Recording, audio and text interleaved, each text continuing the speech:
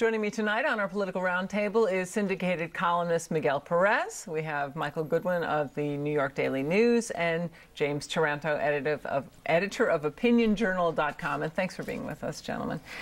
Let's start with Defense Secretary Robert Gates. Went to Iraq, met with Prime Minister Nouri al-Maliki, and he is now back. Now, al-Maliki said that he has decided, the Iraqis have decided to leave the big decisions to the U.S. forces, especially in terms of, sort of a strategy or a sort of, attempt to start what am I thinking?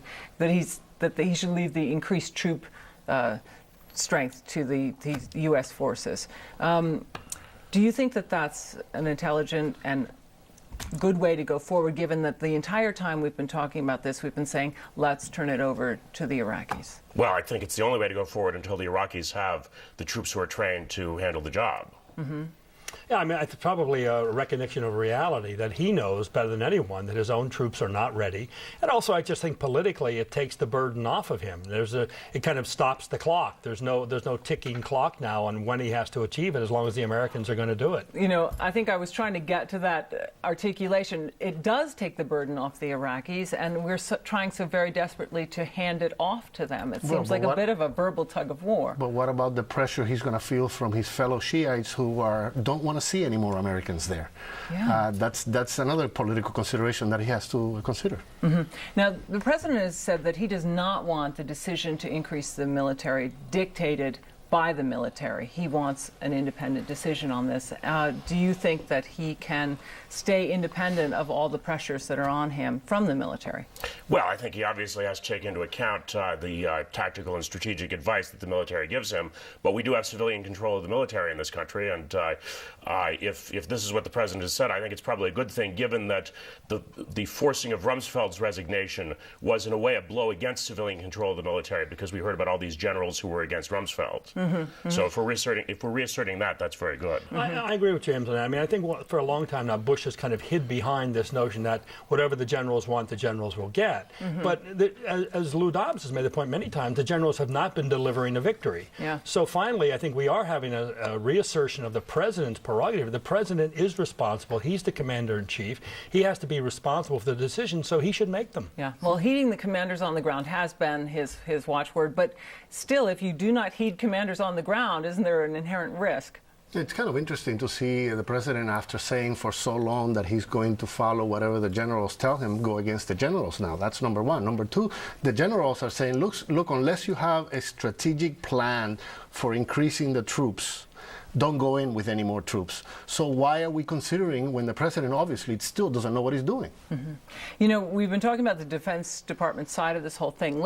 We had some comments from Secretary Rice, and it's interesting to get the State Department side in this. Let's listen for a second. The President went into this phase with the same conviction and the same commitment that he's held throughout this war.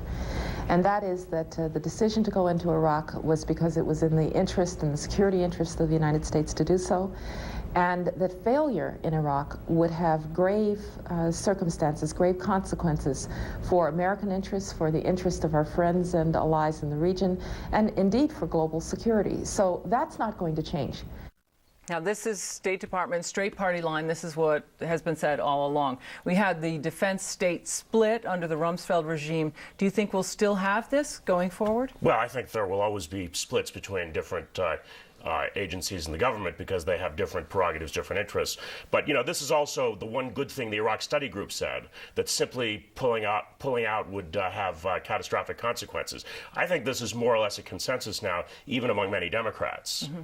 I think that's right. And I agree with James again, that is a good thing that's come out of all this. The problem is, what do we do now if we know we can't pull out, which everyone seems to, or most people seem to agree on? Mm-hmm. What do we do? Mm-hmm. Do we surge the troops? How long do we stay? Do we make it sort of open-ended commitment? I think there's still a lot of questions very much that are open. And this troop surge, potentially could be a huge, tens of thousands of people. And what could they do? And in Tehran, for example, when you have this infighting among Iraqis, would be policing. It would be policing a civil war. Is that a good idea, to put Americans in between Iraqis who are fighting a civil war? I think one of the things that is clear, though, in recent days and weeks is that the attempt to get the Iraqi government to kind of broaden its own coalition, to do more politically, to try to stop some of the violence, is a sign that the Americans would be in there not to achieve military victory, but to buy more time for the Iraqi government. So I think that's the plan that is taking shape. All right. Well, we will know after the break and after all this consensus is put together. Talking about the overstretch on U.S. troops, the Selective Service System is planning to test the draft system in case it's ever needed. This is a startling comment just before Christmas. This gets everyone's attention. What do you think of this? I think it's very unlikely that there's going to be a draft unless we have the kind of war that requires massive manpower along the lines of World War II. Look, the one group that never talks about wanting a draft is the military leaders. They like working with people who want to be there, who are motivated, who are professional. All of this talk about the draft, I mean, it's mostly Democratic scare tactics. I think you had a segment earlier in the show about Charlie Rangel, who a couple of years ago proposed a draft. The Republicans brought it to a vote in Congress. The vote was 402 to 2 against. Rangel voted against his own proposal. But it was to make a social point, I think, right? Yeah, but a false point. I mean, it's not true that that only people with no opportunities serve in the military. I've had letters since I started talking about Rangel. I've been publishing letters in my online column from people who are very accomplished, who have gone into the military, who are just outraged by what Rangel said. And by the way, if Rangel is so eager that the children of the elite serve in the military, why didn't he support the Solomon Amendment, which required schools to receive federal funding to allow ROTC and allow military recruiters on campus?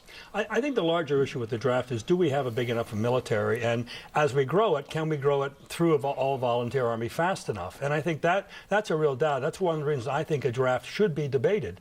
Because when you look at the numbers, we had, during the Vietnam era, 1.5 million active duty Army troops alone. It fell down to 485,000 by September 11th. So now we're inching our way back up, but it's clearly not enough to do what we need to do. It should be based on our needs, not on some arbitrary number. So I think we need to debate the question of a draft. But there are tens of millions of people of draft age.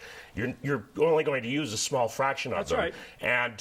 And most of these proposals are for some sort of national service. So basically what you're talking about is an enormous boondoggle, putting tens of millions of young people in make-work government jobs. It's a terrible idea. All right, and Miguel. I agree. It's a terrible idea. We shouldn't even be talking about it. The American people would be scared to death about their children going there.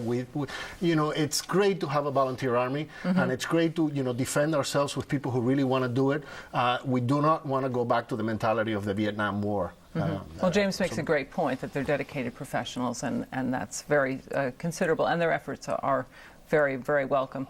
Anyway, gentlemen, thank you. Merry Christmas to you all, and thanks for being here. Coming up at the top of the hour, the Situation Room with Wolf Blitzer. Wolf?